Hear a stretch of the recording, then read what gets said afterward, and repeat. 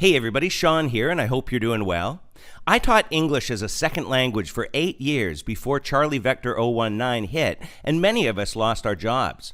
I stumbled upon a warning document to me from 2018 titled Imposing Religious Belief. So today I wanted to show the difference between real Christian persecution, and this is just a mild case, versus what Todd White considers Christian persecution. So this memorandum reads, there is a mounting complaint from the students and teachers regarding your act of advancing your religious persuasions in the workplace.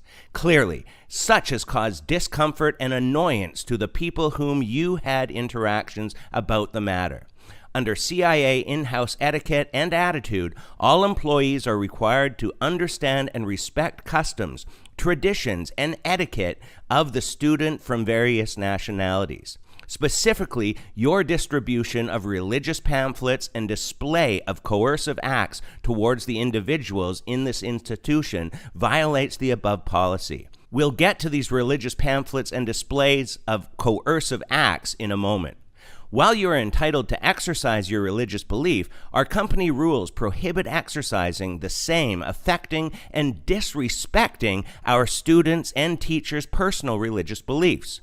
Be advised that your attention was previously called regarding the same issue. Now, my favorite lesson I taught was the one I made on religion and discussing the 3 largest religions of the world. While I wouldn't promote any one religion, it did allow me to help people understand God's grace and what sin was. I'd have the students interview each other and find out where they thought life began, what our purpose was on earth, and what they thought happened when we died. Afterwards, we'd discuss their answers, and I'd ask questions to everyone, like, do you believe in God? Why or why not? I'd find out what their spiritual beliefs were and could teach them new words like agnostic and atheist, and also find out what kind of people they thought would go to heaven if heaven did actually exist. I never had a complaint about this lesson, otherwise it would have been removed from my book. But at the end of the lesson, I'd hand out a $1 million tract in their native language that had the good test and explained more about Jesus and who goes to heaven by God's standard. And as you can see, Living Waters has this tract in many languages. I'll leave this link in the description below.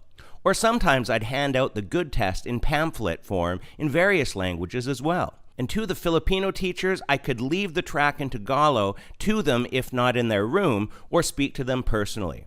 So these are the religious pamphlets they are referring to. But if you know anything about the Way of the Master approach of sharing the gospel, it's very respectful, yet a true way of sharing.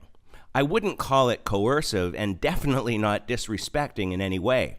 We actually have a playlist here on Revealing Truth on how to share the gospel as Jesus did and how to deal with some of the challenges you may come across. But the warning went on to say, in view thereof, you are sternly warned to discontinue the above stated demeanor, otherwise a disciplinary action will be imposed upon you, meaning I'd be fired. Verbal warning, written warning, 3 strikes, you're out.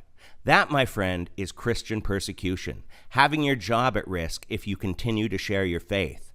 All the people defending false teachers like Torben Sondergaard being persecuted or Todd White are incorrect. Using the Bible to show that these people are teaching and practicing things that don't match up with God's word is called discernment. Being threatened with consequences for preaching God's word is persecution, and that comes from the enemy. So I hope this gives you an example, although a mild one, considering what some people are going through for their faith, of what real persecution is. Please leave your thoughts on this topic in the comments below, and until next time, take care and God bless.